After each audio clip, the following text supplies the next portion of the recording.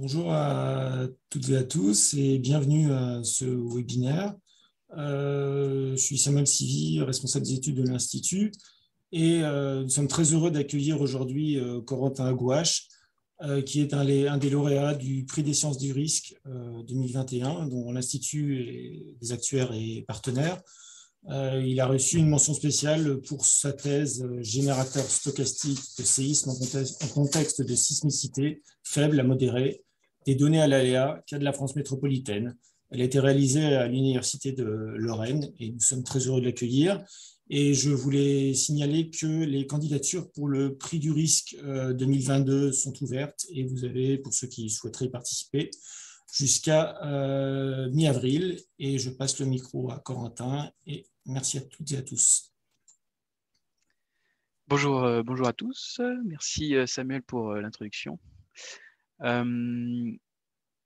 Donc juste avant de commencer, je vous rappelle juste que vous pouvez poser des questions pendant le chat, pendant la présentation sur le chat. Comme ça, si vous avez une question qui vous vient, n'hésitez pas à l'écrire et on y répondra. J'essaierai d'y répondre en fin de présentation. Donc, comme Samuel l'a dit, ce que je vais vous présenter aujourd'hui, c'est les résultats de mes travaux de thèse, notamment, que j'ai soutenus fin juin 2021, donc, récemment. Donc, comme Samuel l'a dit, cette thèse s'intitule « Générateur stochastique de séisme en contexte de sismicité faible à modérée, des données à l'aléa, cas de la France métropolitaine ». Alors, pour resituer le contexte, cette thèse a été réalisée au sein de a été financée par la Caisse centrale de l'assurance. Et donc, pour contextualiser cette thèse, je vais vous parler un peu d'assurance, du monde de l'assurance et notamment des séismes, parce que c'est le cœur du sujet, les séismes dans le monde de l'assurance. Donc ici, vous avez une carte des pertes assurantielles liées aux catastrophes naturelles en 2021, produite par Munich Re, qui est très récemment sortie, là, en janvier. Et vous pouvez voir donc que parmi tous les événements, de nombreux événements qu'il y a eu, nous, ce qui va nous intéresser, c'est les séismes. Donc, il y en a eu plusieurs cette année, dans 2021, mais ce qui nous intéresse ici, c'est les deux qui sont mis en avant ici. Donc, vous avez par exemple un séisme, je vais peut-être mettre un pointeur laser, ça mieux. Un séisme qui a eu lieu à Haïti et par exemple un séisme qui a eu lieu au Japon. Donc ce qu'on peut voir là, ce qui peut marquer tout de suite, c'est que dans les pays les plus développés, on va dire comme le Japon, eh bien, ce qui va marquer, c'est qu'on va avoir beaucoup de pertes, de dommages plutôt, que ce soit des pertes totales ou assurantielles.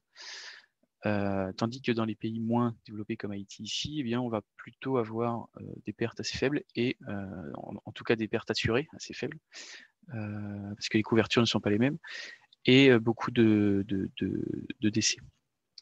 Donc ce constat, il s'observe également si on n'observe pas que l'année 2021, mais par exemple les 50 dernières années. On voit que les séismes les plus meurtriers ont eu lieu au Pérou, Chine, Sumatra, avec un tsunami, c'est pas que le séisme, et Haïti encore en 2010. Et on voit, ce qui est très intéressant, que depuis 50 ans, sur les 6 catastrophes naturelles, donc c'est la courbe en bleu, les 6 catastrophes naturelles qui ont dépassé les 100 000 morts, eh bien, on voit qu'il y en a 4 qui sont des séismes.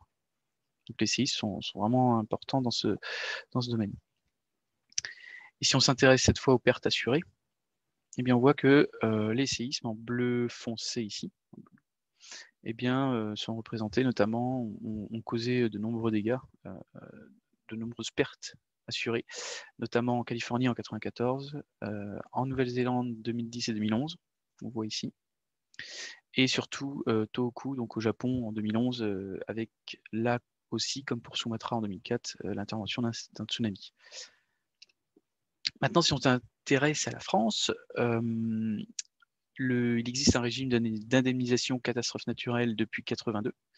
Et depuis cette date, en fait, il y a eu 6 séismes modérés, c'est-à-dire avec une magnitude moyenne modérée, qui se situe entre 4,5 et 5. Donc, magnitude, c'est l'échelle d'énergie relâchée par le séisme.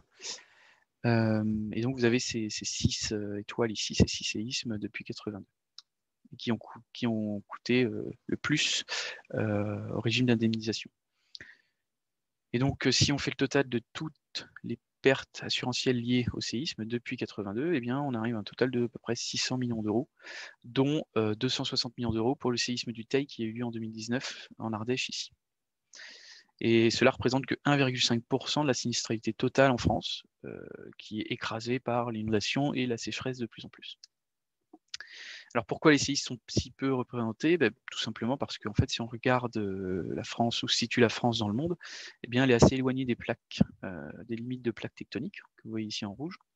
Et ce sont sur ces limites de plaques tectoniques que vont s'accumuler les plus forts séismes. Donc vous avez ici depuis 60 ans les séismes qui ont une magnitude de plus de 7,5. Vous voyez qu'il n'y en a eu aucun en Europe occidentale, à part vers Lisbonne, ici.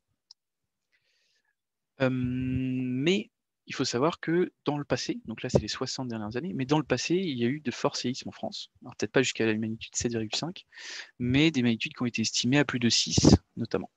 Donc par exemple, à la fin du XVIIIe siècle, dans le Marais vendéen, à Lambesc, vers Salon de Provence, au début du XXe siècle, ou en Ligurie, donc à la frontière italienne, vers Menton, Menton, Nice, qui a été assez élevé, proche d'une magnitude 7.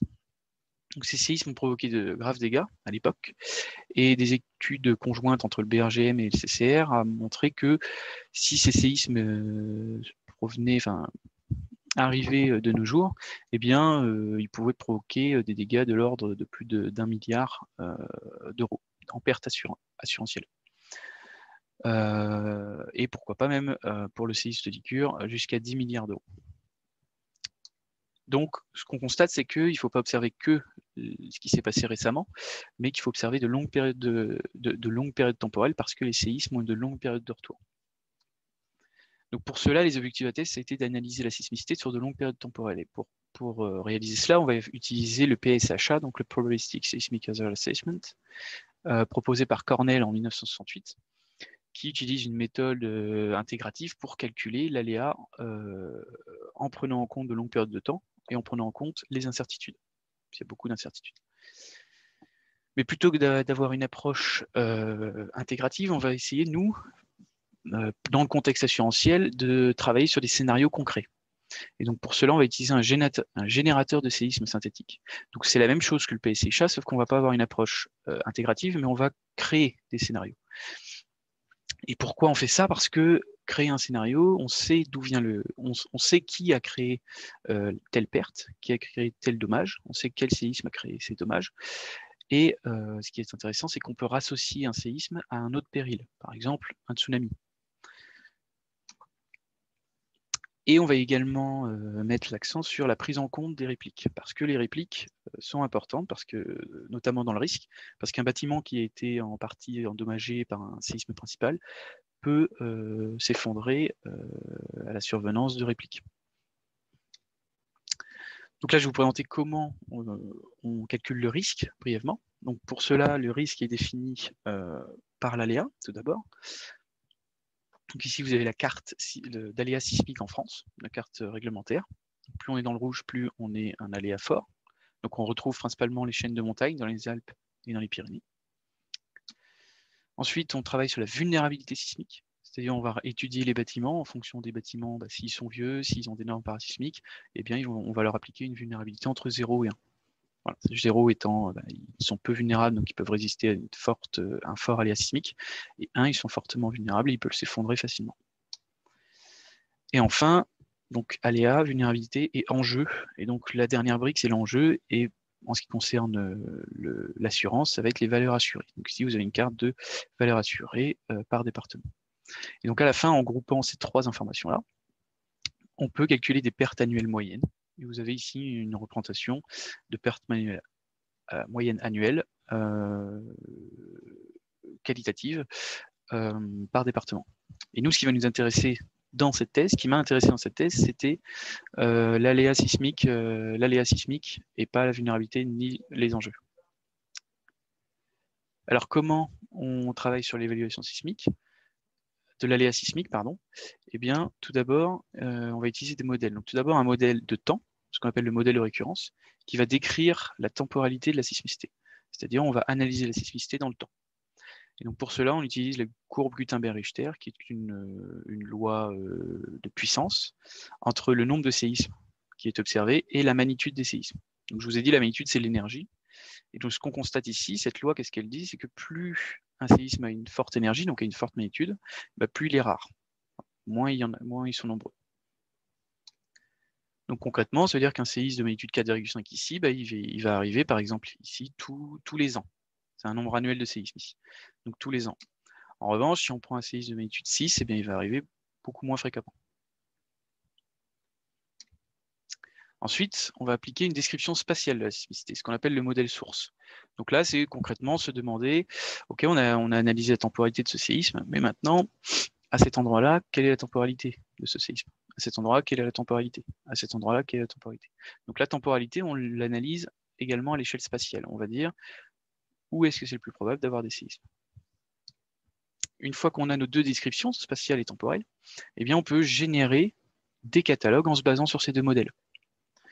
Donc là, on choisit un nombre d'années à simuler et on génère des catalogues de séismes. Donc chaque catalogue contient des séismes qui sont définis par leur année d'occurrence, leur magnitude, leur localisation, etc. Et ensuite, pour chaque séisme, eh bien, on va calculer l'aléa qu'il produit en chaque point du territoire. Et pour cela, on va utiliser des modèles de prédiction des mouvements du sol qui sont des équations qui définissent l'aléa, qui est la PGA, donc Peak Ground Acceleration, qui est tout simplement une accélération du sol en centimètres par seconde carré ici. Et donc cette accélération, cet aléa, on le calcule grâce à des équations qui prennent en compte la magnitude. Ici, vous avez un exemple de magnitude 4,5, ici une magnitude 7,5, et la distance. C'est-à-dire, la maison, ici, elle est à quelle distance du séisme? À la distance D.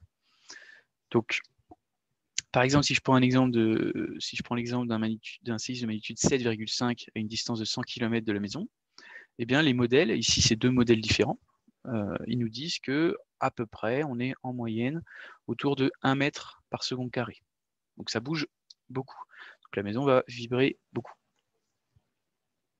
En revanche, si on prend un séisme beaucoup plus proche, on peut se dire l'aléa va être plus fort, mais cette fois, sa magnitude est beaucoup plus faible, 4,5. Donc si on regarde à un séisme à magnitude 4,5 à peu près 30 km de la maison, eh bien on voit qu'en fait, l'aléa va être négligeable parce qu'il va être en dessous de... il va être que de quelques centimètres par seconde carré. Donc la maison va à peine bouger. Et donc il n'y aura pas beaucoup d'aléa. Pourtant, le séisme est plus proche. Mais c'est que sa magnitude est plus faible.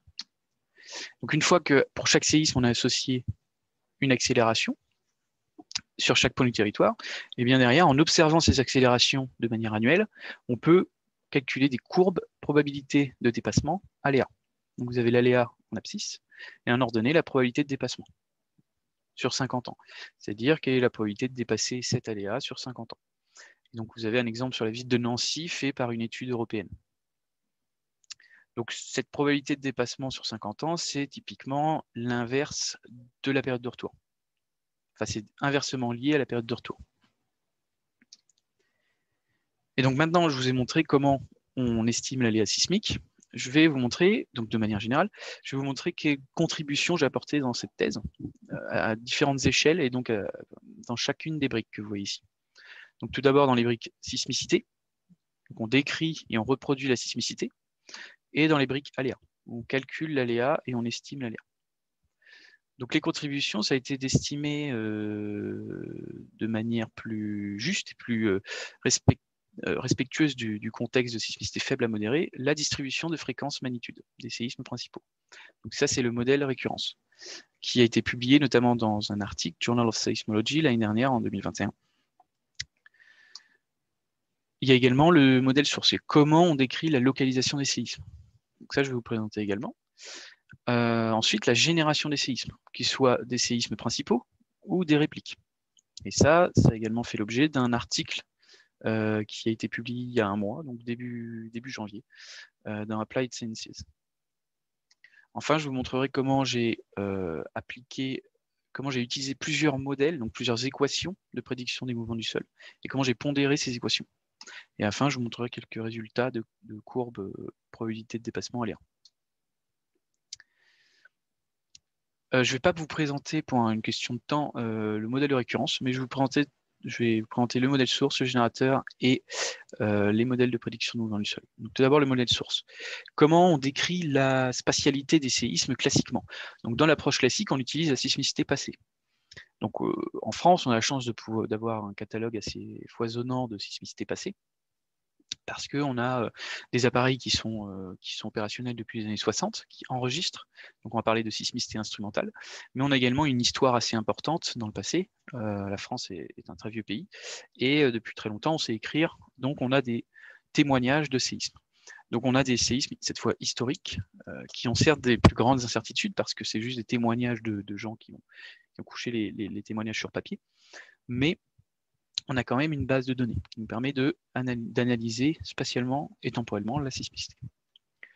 Donc cette approche, il y a deux approches en utilisant la sismicité passée. Il y a l'approche par zonage sismotectonique, c'est-à-dire on va dire, vous voyez le bassin parisien qui est ici par exemple, il se comporte de la même manière, les séismes sont tous à peu près similaires, donc on va faire une zone dans ce bassin, et on va dire, voilà, tout ce bassin-là, c'est une seule et même zone et c'est homogène. La sismicité est homogène. Donc, on va utiliser la même spatialité, la même temporalité dans cette zone. Par contre, si on prend l'Armorique Nord ici, donc la Bretagne Nord ici, eh bien, on voit que, pareil, la sismicité est à peu près homogène dedans. Donc, on va faire une zone et on va dire, dans cette zone, spatialement et temporellement, la sismicité est homogène, etc., etc. On peut également avoir une approche diffuse, c'est-à-dire on va calculer une densité de points, donc une densité de séisme. Vous voyez ici, on calcule une densité de la sismicité passée et on voit que ce qui ressort beaucoup, donc en violet, les zones les plus denses, donc les plus actives, on va dire, ressortent en violet et on voit que c'est bien les Pyrénées, qui sont les chaînes de montagne, et les Alpes, qui sont également les chaînes de montagne. Également, on retrouve l'Alsace, qui est assez sismiquement assez élevé, et la Limagne, donc le massif central. Mais le problème de cette technique, c'est que, comme je vous l'ai dit en introduction aussi, c'est que là, on se base sur la sismicité passée. Et même si on peut retourner sur un millier d'années, donc 1000 ans en arrière, eh bien, pour des périodes de retour de séisme qui peuvent dépasser les 5-10 000 ans, eh bien, c'est pas assez. De plus, les forts séismes, donc les très forts séismes, donc les séismes à forte magnitude et donc qui ont une période de retour très élevée, eh bien, a priori, d'après certaines études, il serait mieux réparti que ce que la sismicité actuelle laisse penser. Un autre problème, c'est qu'il y a de longues périodes d'inactivité sur les failles dans les régions stables. Les régions stables sont les régions éloignées des limites de plaques. Et donc, comme la France métropolitaine. Donc, par exemple, pour décrire ce point ici, je vous présente ici un exemple du séisme du Teil, justement, dont j'ai parlé tout à l'heure, en 2019. Eh bien, il a eu lieu sur une faille qui est connue, mais qui n'a pas montré de signe d'activité, c'est-à-dire qu'elle n'a pas bougé, cette faille. Donc, elle a été inactive pendant plusieurs dizaines de milliers d'années, donc au moins 30 000 ans. Donc, c'est-à-dire que pendant 30 000 ans, on n'a on est pratiquement sûr qu'elle n'a quasiment pas bougé pendant 30 000 ans. Donc, c'est-à-dire que des failles qui n'ont pas joué depuis des dizaines de milliers d'années, qu'on peut supposer inactives, mais en fait peuvent être actives. Donc, ce qu'on a préféré faire, plutôt que d'utiliser la sismicité passée, c'est d'utiliser une carte de faille. Donc ici, vous avez une carte de faille qui est obtenue par le BRGM, qui découle des cartes géologiques du BRGM. Et donc, ce qu'on va se dire, c'est qu'on va donner beaucoup plus de poids aux zones où il y a beaucoup de failles. Parce que certaines études montrent notamment que 90% de la sismicité en région stable a lieu à des endroits où l'héritage structural, c'est-à-dire là où il y a beaucoup de failles, est fort. Donc à partir de ces failles, pareil, j'ai fait une carte de densité. Donc les endroits où on est dans le violet, on a beaucoup de chance, on a beaucoup de failles. Et donc, on va utiliser cette carte pour dire on va générer nos séismes là où c'est le plus vraisemblable, c'est-à-dire on va générer beaucoup de séismes dans les régions où vous avez du violet ici, où la densité est forte, et on va générer moins de séismes, beaucoup moins de séismes dans les régions où la densité est faible, c'est-à-dire dans les régions jaunes ici. Mais on va limiter cette répartition spatiale quand même, on va apporter quelques points d'attention, parce qu'on sait très bien qu'à certains endroits, on ne va pas pouvoir générer n'importe quel séisme. Par exemple, sous Paris, on ne va pas générer un séisme de magnitude 7. Donc pour cela, on va utiliser des régionalisations qui vont nous permettre de limiter la distribution spatiale des magnitudes. Donc pour ce faire, dans chaque région, donc ici vous avez Ici, vous avez des régions. Je vais prendre celle-là parce qu'elle est plus simple à observer. Donc, si vous avez 6 régions, par exemple, les Alpes, les Pyrénées, la région stable, donc qui est moins active que dans les chaînes de montagne, les Alpes également, l'Alsace, pardon, le fossé rhénan. Et donc, dans ces régions, on va analyser la sismicité passée, historique, et on va regarder quel est le séisme, la magnitude la plus élevée. Et on va prendre cette magnitude la plus élevée, on va dire, on ne va pas pouvoir générer de séisme supérieur à cette magnitude, parce qu'on considère que c'est la limite maximale que cette région peut accueillir. On va également définir d'autres caractéristiques des séismes, comme la profondeur. Donc pour chaque région, on va analyser la sismicité passée, et on va décrire un intervalle de profondeur. On va également décrire un intervalle d'azimut, de pendage et de régime de faille, qui sont des caractéristiques de la faille. Et pour ça, on utilise d'autres données, qu'on appelle mécanisme au foyer. Donc une fois qu'on a tout fait ça, on a décrit donc temporellement, je ne vous ai pas montré, mais on a décrit temporellement et spatialement la sismicité. Derrière, on n'a plus qu'à générer. Donc, comment on fait? On va d'abord tirer les séismes dans le temps. Donc pour cela, on va utiliser une loi de Poisson parce qu'il est connu que en sismicité que les séismes principaux, donc indépendants les uns des autres, suivent une loi de Poisson. Donc pour chaque année, une année A, et pour chaque magnitude, donc M, on va tirer un nombre de séismes à l'année A et de magnitude M dans une loi de Poisson qui a comme paramètre lambda AM. Et lambda AM, on va l'extraire de la loi Gutenberg-Richter que je vous ai montré tout à l'heure. Donc ça, c'est une loi qu'on a extraite des données passées dans le modèle de récurrence. Donc par exemple, si on s'intéresse à une magnitude 6,5, eh bien, on va regarder dans cette distribution à 6,5 ici, avec ces incertitudes, eh bien, on va regarder quelle est la distribution cumulée. Voilà, donc ça, c'est la probabilité cumulée. Donc on va tirer aléatoirement entre 0 et 1 un chiffre. Donc ici, on a tiré par exemple quasiment 0,4. Et on estime quel est le lambda A, donc associé. Et ici, le lambda A, il vaut à peu près 0,017. Et ça, c'est le nombre annuel de séismes principaux, c'est la fréquence. Et ce lambda A, eh bien, on va le mettre ici, pour l'année A et pour la magnitude 6,5. Et ça va nous donner un nombre de séismes à l'année A et de magnitude M. On fait ça pour toutes les années et pour toutes les magnitudes, et on obtient donc une liste de séismes en fonction de leur magnitude et de leur année d'occurrence. Ensuite, on va localiser spatialement les séismes. Donc pour ça, comme je vous ai dit, on va utiliser une régionalisation. Donc là, c'est deux régionalisations différentes. Cher, qui est très large avec des grandes zones, ou Géoterre, qui est plus réduite, des zones plus réduites, mais plus précises. Et on va utiliser la carte de densité de faille que je vous ai montré tout à l'heure. Donc comme je vous l'ai dit, on va avoir plus de chances de tirer dans les régions qui sont violettes. On utilise la régionalisation pour limiter la répartition spatiale des séismes, comme je vous l'ai dit tout à l'heure. Donc typiquement, si on veut localiser un séisme de magnitude 6,6 qu'on a tiré spatialement, qu'on a généré temporellement, pardon, on a généré temporellement un séisme de magnitude 6,6 et on veut le localiser spatialement. Et bien pour ça, on va le localiser que dans les régions qui peuvent accueillir un séisme de magnitude 6,6 ou plus. Et dans cette régionalisation-là, vous avez ces régions-ci qui peuvent accueillir un tel séisme. Et dans cette régionalisation-là, vous avez toutes ces régions-là qui peuvent accueillir un tel séisme. Et donc, on va tirer sa localisation dans la carte qu'il y a derrière. Donc, c'est-à-dire, toujours pareil, hein, il aura moins de chances d'être dans le jaune et il aura plus de chances d'être dans le violet. Mais il ne pourra pas être, par exemple, dans toute cette région-là ou dans la Corse. Donc, si je prends l'exemple de cette carte ici, par exemple, un séisme a été généré, enfin ce séisme de magnitude 6,6, il a été placé ici, proche de la frontière, vers Andorre. Et donc derrière, donc voilà, vous avez un zoom sur lui.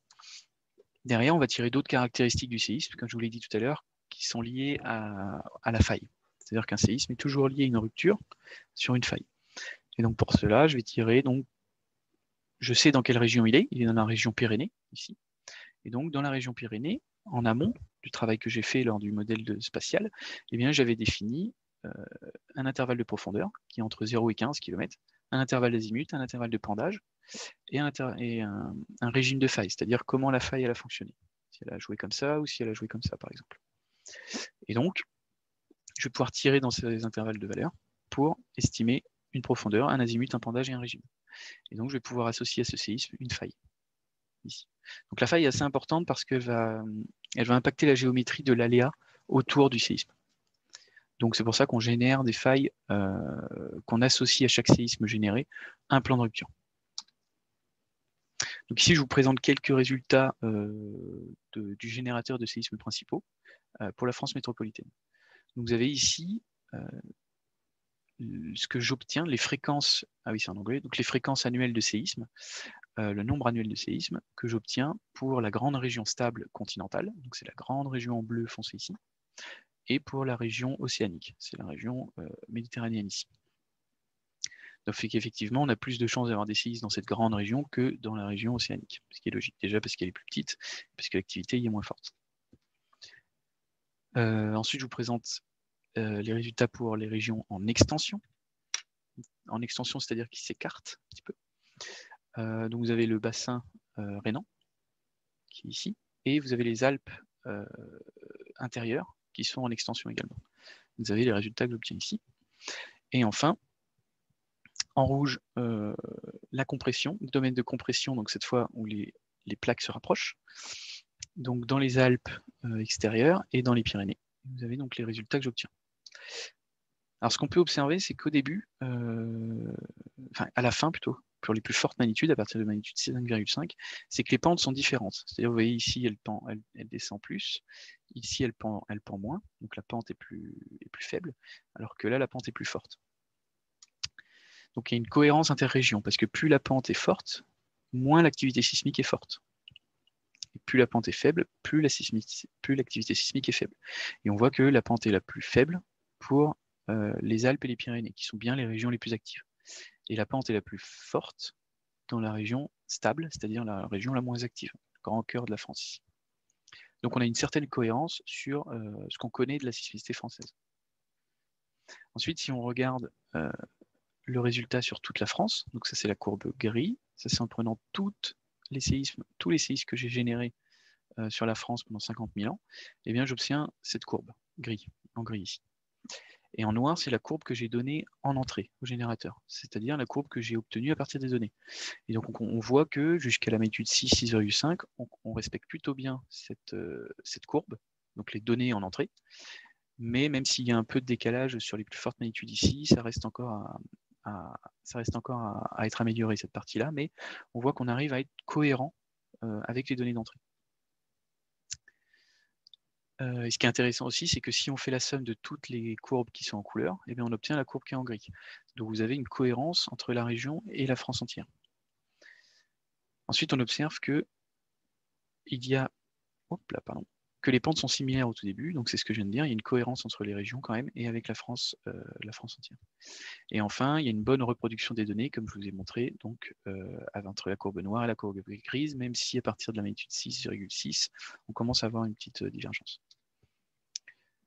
Maintenant, je vais vous montrer comment on génère les répliques. Donc c'est assez simple en fait. Lorsqu'on génère des séismes principaux, donc ce que je viens de vous montrer, eh bien, on sait combien de séismes principaux on a généré. Donc, vous voyez, par exemple, j'ai lancé le générateur, et donc je sais quel est le nombre cumulé de séismes générés, de séismes principaux générés sur 50 000 ans. Donc c'est cette courbe, en fonction de la magnitude. C'est ce que j'appelle les main shocks. Les main shocks, ce sont les séismes principaux. Je connais également, en analysant la sismicité passée, je connais également la proportion de séismes principaux. Ça, j'utilise un algorithme de déclustering qui me donne la proportion de séismes principaux en fonction de la magnitude. Et donc tout simplement, le nombre de séismes de répliques, donc AS pour aftershocks, le nombre de répliques est égal au nombre de séismes principaux fois un terme qui dépend de la proportion de séismes principaux. Ce que je veux tout simplement dire là, c'est que la courbe bleue pleine, je la connais, la courbe orange pleine, je la connais, donc je peux calculer la courbe en pointillé, qui est le nombre de séismes dépendant, donc c'est-à-dire le nombre de répliques, en fonction de la magnitude. Donc, ceci, c'est la même chose que ceci. Voilà, je sais quel nombre de répliques je dois générer pour chaque pas de magnitude. Et donc, pour générer ces répliques, je vais utiliser une loi très connue en sismicité, qui est la loi de Bath, qui dit que la magnitude du séisme principal, donc main shock, est supérieure ou égale à la magnitude de ces répliques, plus un terme delta M. Et ce terme delta M, eh bien, il a une tête comme ça, il suit une distribution que vous voyez ici, et en moyenne, il vaut à peu près 0,8, 0,9. C'est-à-dire que l'écart que vous avez entre la réplique la plus forte d'un séisme principal et la magnitude du séisme principal, eh bien, c'est à peu près 0,9 en moyenne. Donc l'idée, c'est, par exemple, je vais prendre l'exemple d'une magnitude 6,4. Donc 6, c'est la plus forte magnitude que je dois générer. Je vais tirer dans cette distribution un delta M. Donc ici, j'ai tiré 0,8 par exemple. Ce qui me donne, si j'utilise la loi de Bath, une magnitude de séisme principal pour cette réplique de magnitude 6,4, eh bien, je dois respecter la condition que la magnitude du séisme principal est supérieure ou égale à 7,2. Il y a 3 répliques de 6,4, de magnitude 6,4 à produire, donc chacune des 3 répliques est associée à un séisme principal sélectionné aléatoirement parmi ceux qui respectent la condition, donc qui ont une magnitude supérieure ou égale à 6,2. Donc avec ça, je peux en fait trouver les relations séisme principal réplique. Je peux générer des relations séisme principal réplique. Ensuite, une fois que j'ai dit, bah voilà, ces répliques-là, elles sont associées à tel séisme principal, eh bien je vais localiser les répliques. Donc je reprends mon exemple de séisme principal qui est ici, avec sa faille. Il a été associé à 4 répliques, c'est les petits points rouges que vous voyez là. Et en fait, on localise les répliques le long de la faille. Donc vous voyez, la faille, elle est orientée comme ça. C'est le trait noir ici. Et bien, je vais localiser les répliques le long de la faille, à une certaine distance, jusqu'à 20 km.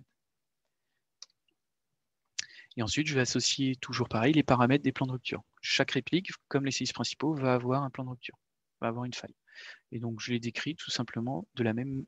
Je prends la même valeur que pour le séisme principal, mais je bruite un peu cette valeur. Donc, plus ou moins 5 km de profondeur, plus ou moins 10 degrés d'azimut, plus ou moins 5 degrés de pendage, et je garde le même régime. Donc, voilà comment je génère les répliques. Donc, tout d'abord, les séismes principaux dans le temps, ensuite dans l'espace, et ensuite je génère, une fois que les séismes principaux sont générés, je génère les répliques. Voilà. Donc là, on a fait la partie sismicité. On a généré la nouvelle sismicité qui est plausible, qui ne reproduit pas à l'identique la sismicité passée, mais qui est plausible parce qu'elle se base sur cette sismicité passée. Et donc, à partir de là, je vais calculer l'aléa. Donc, pour calculer l'aléa, je vous en ai déjà parlé, on utilise des modèles de prédiction des mouvements du sol. Ground Motion Prediction Equation, donc GMPE. Je vais appeler GMPE. C'est tout simplement donc une expression qui définit notre aléa, donc l'accélération, le peak ground acceleration ici, en fonction de la magnitude M et de la distance, c'est-à-dire la distance de votre maison, par exemple, au séisme, et la magnitude du séisme. C'est les deux facteurs principaux qui vont impacter sur l'aléa qu'il va y avoir sur votre maison. Donc ici, vous avez un exemple d'une équation donnée par Drouet et Cotton en 2015, qui décrit donc l'accélération en fonction de la distance, et pour ici, une magnitude donnée, magnitude 4,2. Vous avez, plus on s'éloigne du séisme, et bien plus l'accélération va être faible, ce qui est logique. Mais il faut savoir qu'il y a énormément de GMPE, parce qu'une GMPE, donc une équation, c'est une application particulière. Donc chaque pays, il va y avoir, ou chaque région, il va y avoir des dizaines de GMPE différentes, suivant les données qu'ils ont utilisées, les hypothèses qui sont faites. Donc en fait, Douglas, en 2021, c'est un chercheur qui recense plus de 500 GMPE sur plus de 60 ans pendant plus de 60 ans, il y a eu 500 GMPE de produites. Donc c'est difficile de choisir lesquels on peut utiliser. Mais une récente étude en France a utilisé ces 5 lois-là, ces 5 équations-là. Donc je vais utiliser ces 5 équations-là moi aussi. Vous pouvez voir déjà que entre ces 5 équations, il y a des grandes différences. Pour la magnitude 4,2, ici par exemple. Et donc l'idée, pour prendre en compte cette différence, c'est de dire quelle va être la meilleure. Quelle va être la meilleure de ces 5 équations. Donc pour ça, on a l'habitude de pondérer ces équations. On va donner plus de poids à l'une ou à l'autre. Pour cela, soit on passe par un groupe d'experts, donc on va faire appel à un groupe d'experts qui va dire, bah voilà, on va donner plus de poids à celle-là parce que, et moins de poids à celle-ci parce que, ou on peut utiliser des données. On peut faire les deux également. Et donc dans ma thèse, j'ai utilisé des données d'accélération du sol, qui ont été enregistrées par des stations sismiques, pour pondérer ces modèles. Donc j'utilise la base de données qui s'appelle Resource, qui a été produite en 2014, Et vous voyez ici, en fait, chaque point, c'est une station sismique qui a enregistré un tremblement de terre. Et donc, qui a enregistré une accélération liée à ce tremblement de terre. Donc, tout d'abord, vous voyez que c'est toute l'Europe, c'est toute l'Europe et c'est même le Moyen-Orient ici. Donc, nous, on va s'intéresser, comme on s'intéresse à la France, que aux séismes qui ont lieu en métropole ici. Et il y a eu un problème d'affichage. Oui, okay. C'est pas grave. On va s'intéresser que les séismes qui ont eu lieu dans l'Europe de l'Ouest. En tout cas, que les stations qui ont enregistré des séismes dans l'Europe de l'Ouest. Donc, c'est tous les points que vous voyez ici. Et on va mettre quelques conditions. C'est-à-dire qu'on va sélectionner qu'une certaine plage de magnitude, qu'une certaine plage de distance et qu'une certaine plage de profondeur.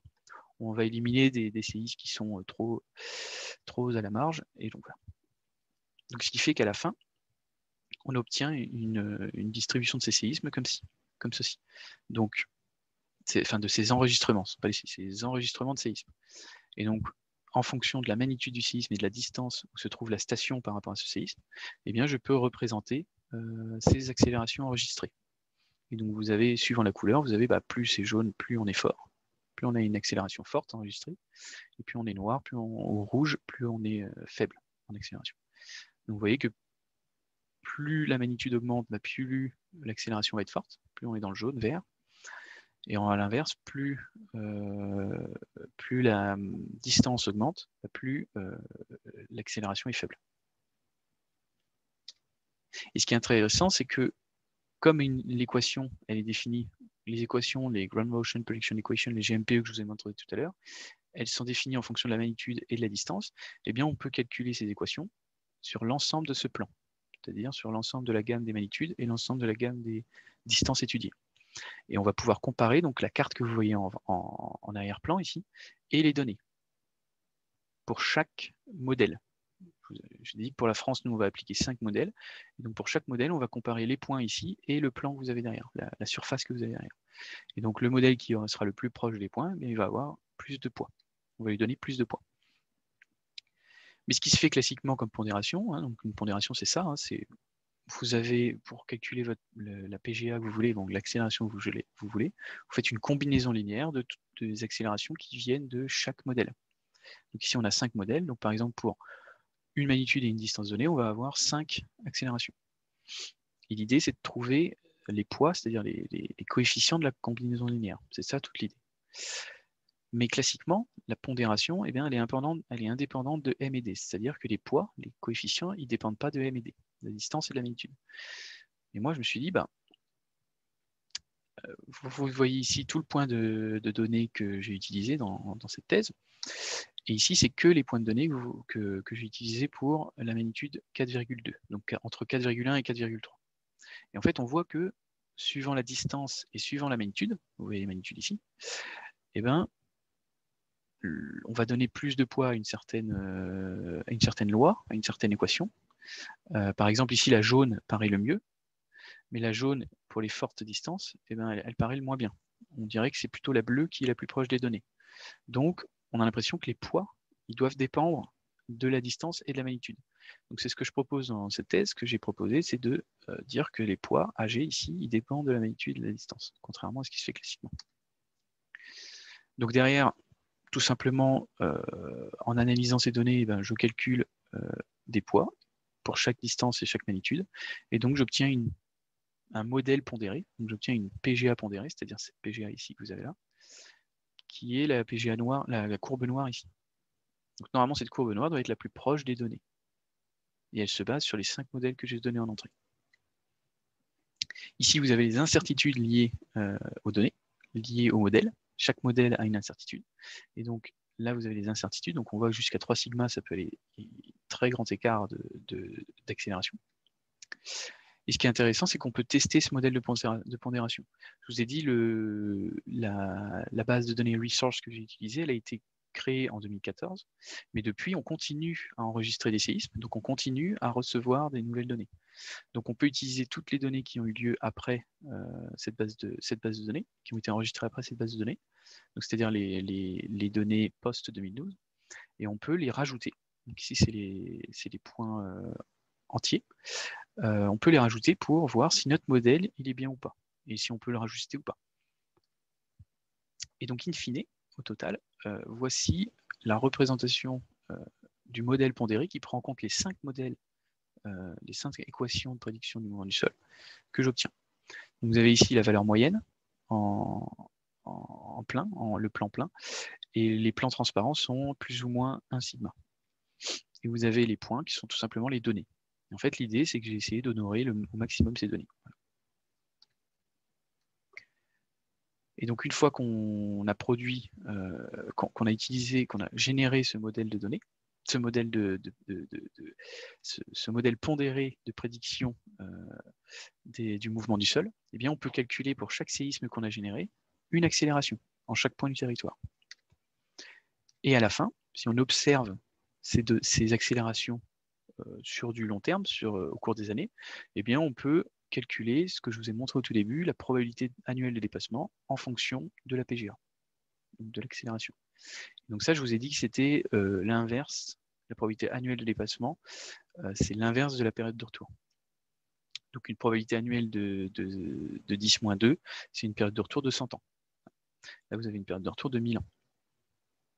Et en sismicité, donc là, je vous ai présenté pour 6 villes françaises, pardon, en utilisant soit la régionalisation géotherre que je vous ai montré avec les régions qui sont les zones qui sont plus fines que la régionalisation chère. Je vous ai mis les deux résultats pour voir si les régionalisations elles avaient un impact ou pas.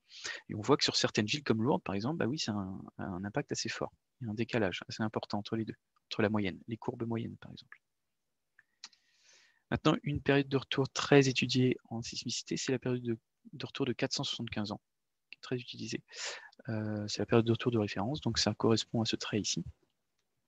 Et donc l'idée, c'est que je vais regarder quelle est la valeur d'accélération liée à cette période de retour.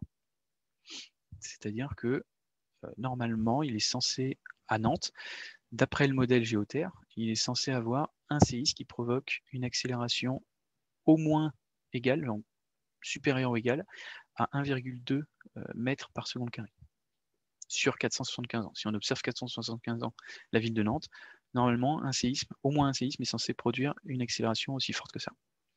D'après le modèle Cher, c'est un peu plus faible. Donc voilà, là vous avez les résultats de l'accélération associée à la période de retour 475 ans pour les deux modèles et pour les civils. Et ce qui est intéressant, c'est qu'effectivement, il y a quand même une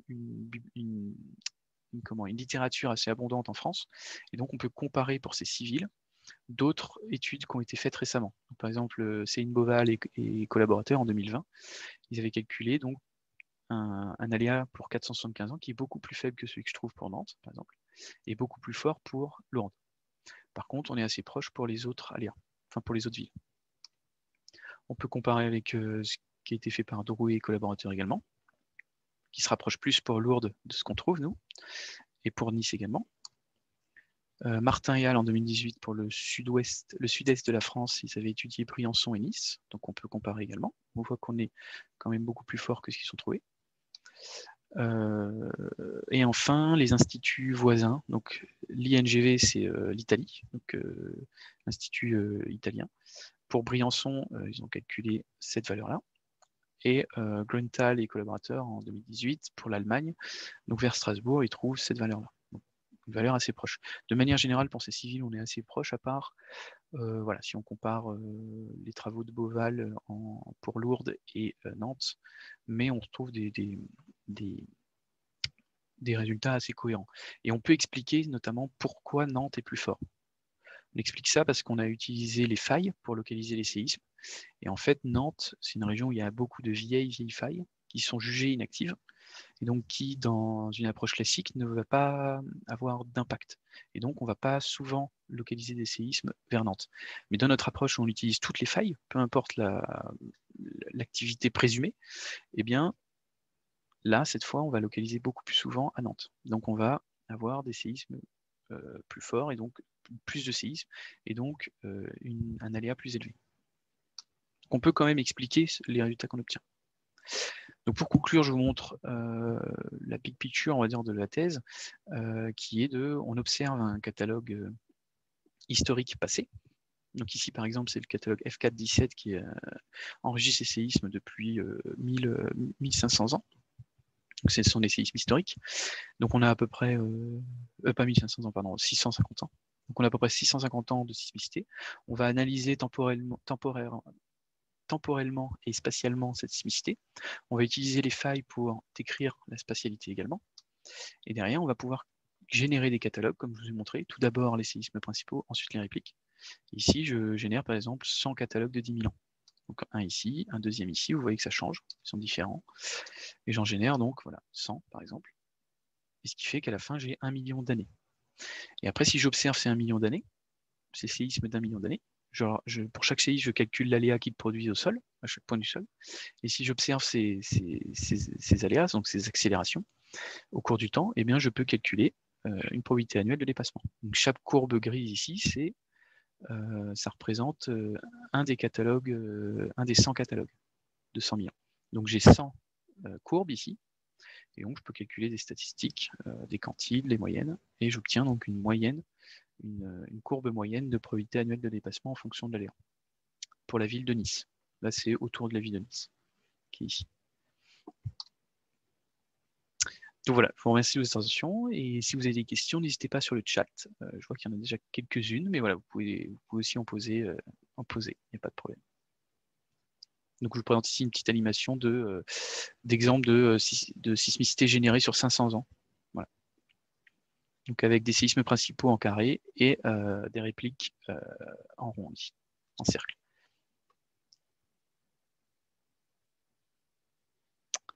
Donc, je regarde les questions qu'il y a. Hop.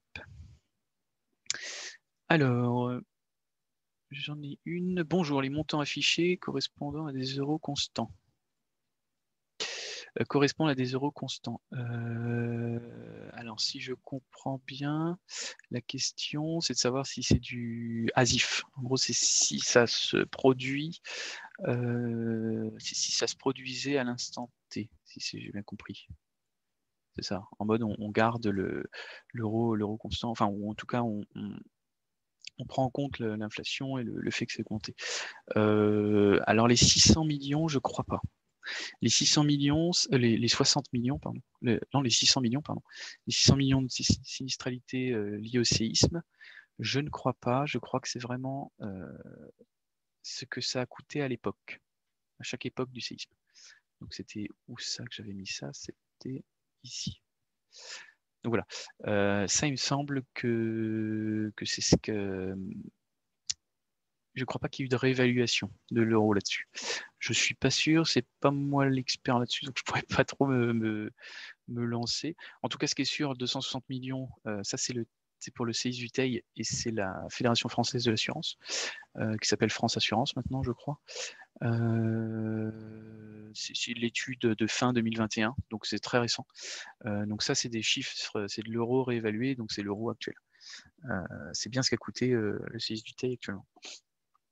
Par contre, ce que je peux dire, c'est que les séismes qu'il y a ici, les études qui ont été faites par BRGM et CCR pour les vieux séismes, c'est-à-dire ici 18e siècle, 19e, etc., eh bien, ces montants qui sont là, c'est en prenant en compte, c'est en ASIF.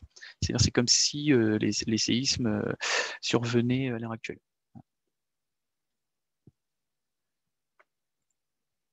Je ne sais pas si concrètement répondre à la question. Je vois la suivante. Comment est choisie la localisation d'un séisme au sein d'une région? Ah oui, ça c'est important. Alors, je vais revenir sur ici, peut-être. Voilà. Donc, dans l'approche classique, quand on utilise un zonage sismotectonique, donc typiquement c'est ça, un zonage sismotectonique, donc c'est on coupe le territoire en plusieurs zones, et bien en fait, dans chaque zone, donc dans cette approche-là de zonage sismotectonique, dans chaque zone, on va définir une courbe comme ça, une courbe Gutenberg-Richter, une courbe Gutenberg-Richter qui définit le nombre annuel de séismes en fonction de la magnitude, et on va définir cette courbe pour chaque région. Donc, j'allais dire, chaque région va avoir, enfin chaque zone va avoir sa propre courbe temporelle. C'est-à-dire, on va vraiment avoir une analyse spatio-temporelle. Et dans ces cas-là, quand on est dans cette approche classique de zonage sismotectonique, eh bien, les séismes sont localisés aléatoirement dans toute la zone. Donc, il y a autant de chances qu'ils soient là, qu'ils soient là, qu'ils soient là. Dans notre approche, les séismes, ils sont guidés par cette carte. Peut-être je vais prendre celle-là, ce sera mieux. Les séismes sont guidés par cette carte ici, que vous voyez là. Concrètement, je transforme cette carte en une distribution cumulée comme celle-ci. Voilà, vous voyez. Et je tire dans cette distribution pour savoir à quelle valeur, dans quelle valeur je vais tirer le séisme. Je vais localiser le séisme. Et cette valeur, ça correspond à une couleur qui est ici. Et après, dans les couleurs, si plusieurs cellules, comment dire, cette carte, elle a été calculée sur des cellules de 5 km sur 5 km. Et donc, chaque cellule est associée à une valeur de densité spatiale, de faille. Et donc, je vais tirer dans la courbe que je vous ai montrée avant. Et donc, toutes les cellules de 5 sur 5 km qui ont une valeur que j'ai tirée, eh bien, je vais générer le séisme dans ces cellules-là. C'est pour ça que je disais que vous avez plus de chances de tirer dans les fortes valeurs, parce que lorsque vous avez des fortes valeurs, eh bien, la courbe elle augmente grandement. Donc vous avez de fortes chances de tirer dans ces gammes de valeurs-là. Donc en fait, les séismes ont plus de chances d'être tirés, si je veux conclure, les séismes ont plus de chances d'être tirés dans les parties les plus élevées de la densité, donc dans le violet, que dans le jaune. Dans le jaune, on va tirer, en plus si c'est 0, on ne va jamais tirer dedans, ça c'est sûr. Donc pour ça, on réévalue, on met une petite valeur minimale quand même, pas 0, sinon on souhaite quand même qu'il y ait des séismes dans ce coin-là. Donc je ne sais pas si j'ai bien répondu à la question aussi, mais voilà. Il y avait aussi utilisation de l'autre spatiale lorsqu'on tire plusieurs séismes à générer. Est-ce qu'il existe une dépendance spatiale entre eux? Non, il n'y a pas de dépendance spatiale entre eux, à part, alors pas entre les séismes, pas entre les séismes indépendants. Donc c'était ce que j'appelle les séismes principaux ici. Donc c'est-à-dire les séismes ici que vous voyez en carré. Tous les séismes en carré, les points qui sont carrés, il n'y a pas de dépendance spatiale. C'est-à-dire, je ne prends pas en compte de ce que j'ai déjà tiré avant. Je pourrais, ça c'est vraiment une idée, on pourrait dire, on prend en compte ce qu'on a tiré avant, et on a plus de chances ou moins de chances de retirer dans ce même endroit. Mais on ne le fait pas actuellement, mais c'est une piste. Mais vous voyez par contre que les aftershocks, donc les répliques, tous ceux qui sont en rond, eh bien, eux, ils ont une dépendance spatiale. Ils dépendent de leur séisme principal à qui ils sont liés. Donc par exemple, pareil, je prends l'exemple d'ici, ce séisme principal ici en carré, et bien vous voyez qu'il a généré des répliques qui sont ici. Tous les ronds ici, ce sont des répliques qu'il a générées. Et elles sont tout autour de ce séisme. Et elles sont alignées, vous voyez, alignées, parce que ça je vous avais montré aussi, elles sont alignées le long du plan de faille, du séisme principal. Donc ici, j'ai le plan de rupture, le plan de faille du séisme principal en noir, et les répliques sont alignées le long de ce plan de faille, avec une petite perturbation quand même pour pouvoir localiser un peu autour.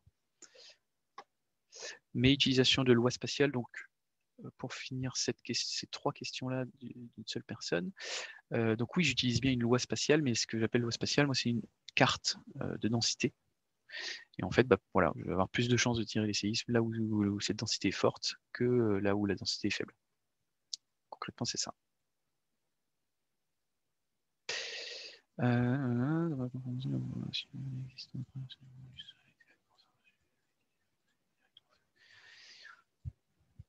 Alors ça, c'est très bien. Donc là, on parle de, cette fois, la partie... et vous avez bien compris, c'est bien ce qui s'est passé. Je vais reprendre cette figure-là. Voilà. C'était cette partie-là en utilisant plusieurs modèles et on va essayer de faire une pondération. J'ai essayé de faire une pondération de ces modèles qui dépendent de la distance et de la magnitude. Alors effectivement, c'est bien ça. J'ai bien pondéré des modèles existants et la question c'est, aurait-il été possible de directement faire une régression sur les données? Alors oui, on aurait pu faire ça. C'est-à-dire, en fait, reproduire une autre courbe de couleur, mais avec nos propres données, avec les données qu'on a utilisées. Mais il faut savoir que les données qu'on a utilisées, notamment, eh bien, cette courbe-là, la courbe violette Bindi et la courbe jaune ici, ACAR, ont utilisé déjà cette même base de données pour produire leur courbe. Donc en fait, ça voudrait dire de créer sa propre loi, enfin de son propre modèle, sans partir d'autres modèles existants, ça voudrait dire de encore alimenter la littérature, qui est déjà foisonnante, parce que je vous ai dit qu'il y a au moins 500 modèles. Et donc nous, on ne voulait pas encore complexifier, rajouter. Et puis en plus, c'est vraiment un métier à part. C'est pas juste une simple régression, il y a vraiment un travail assez important derrière pour créer ce genre de droite. Donc enfin, ce genre d'expression. C'est pas juste une simple régression assez basique. Il y a vraiment des équipes de chercheurs dédiées à ça. Et donc nous, c'était pas notre fond de commerce, on va dire. C'était pas là où on avait le plus de compétences, donc on n'a pas voulu créer notre propre modèle. Parce que je pense qu'on n'en aurait pas eu les compétences.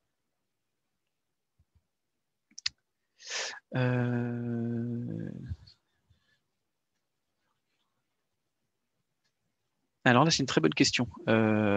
Et ça va répondre un peu à ce que j'ai dit tout à l'heure. Je vais reprendre celle-là, par exemple. Voilà. Là où je parle de nombre cumulé de séismes générés sur 50 000 ans. Donc là, la question, c'est, lorsque vous effectuez vos simulations et que vous dites dans 50 000, ou dans ou sur 50 000 ans, ce sont 50 000 scénarios différents pour l'année 2022, par exemple, point d'interrogation. Est-ce que modéliser l'année 2022 est identique à modéliser l'année 2050? Alors actuellement, comme c'est fait, oui. Parce que comme j'ai dit tout à l'heure, il n'y a pas de dépendance, c'est-à-dire je ne prends pas en compte ce qui s'est passé avant. Je ne dis pas, bah tiens, je vais générer plus de séismes ici parce que tout à l'heure, dans les années passées, j'ai généré plus de séismes là. Et donc par compensation, je vais générer un peu plus ici. Non, je ne fais pas ça. Donc c'est-à-dire que je gère 50 000 fois une seule année ou que je gère un seul scénario de 50 000 ans, c'est la même chose. Donc c'était ça la question. Je pense que là j'ai répondu. Donc ça c'est ça. Donc typiquement oui c'est identique de générer l'année 2022 et l'année 2050, sachant que c'est pas ça l'idée. On n'essaye pas de générer des années futures. On n'essaye pas de se dire si je fais par exemple 100 ans de sismicité, un scénario de 100 ans, je vais pas me dire ça va être l'année 2022, l'année 2023 jusqu'à l'année 2121. C'est pas ça l'idée. Ce sont des années fictives. Hein. Il faut bien garder ça en tête. Et c'est des scénarios plausibles, c'est tout. Ça reste des scénarios synthétiques, mais c'est plausible. On n'essaye pas de faire de la prédiction. Voilà. On fait juste quelque chose qui va ressembler qui devrait ressembler à la réalité. Mais en aucun cas, on va dire c'est ce qui va se passer dans les années futures. Quoi. C'est ce qu'il est possible de se passer. Mais effectivement, ça revient au même de générer 50 000 fois la même année ou une fois 50 000 ans. Et ben voilà, j'ai fait le tour, je crois, s'il n'y a pas d'autres questions. On est dans les temps en plus. Ouais, voilà, bah, c'était bon. Bah, si c'est bon pour tout le monde, bah, je vais vous laisser. Puis merci pour vos questions. C'était intéressant. Et j'ai l'impression que ça a été compris, à peu près, en tout cas dans les questions que j'ai vues. Donc ça fait plaisir.